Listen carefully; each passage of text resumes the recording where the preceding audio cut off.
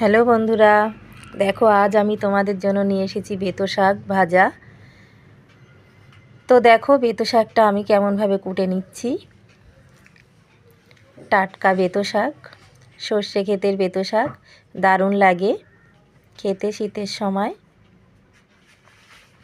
বেতো শাকটা কুটে নিচ্ছি। কার কার ভালো লাগে বেতো শাক অবশ্যই কমেন্টে জানাবে।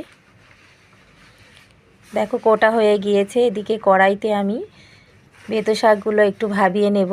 অল্প করে আলু দিয়েছি গোটা গোটা কেটে, ভাবানো হয়ে গিয়েছে। দেখো আমি এবারে বেতো শাকটা ঢেলে নিলাম, ছেঁকে নিয়েছি।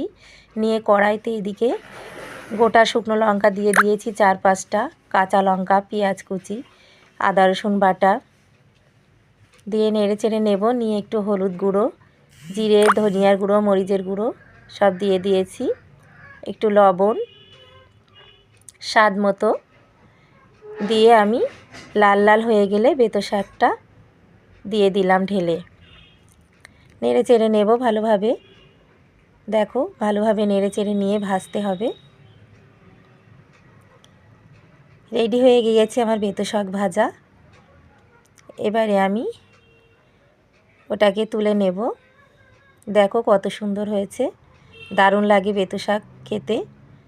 দেখো কেমন হয়েছে, অবশ্যই বাড়িতে বানিয়ে খাবে এমনভাবে। লাইক কমেন্ট শেয়ার করবে।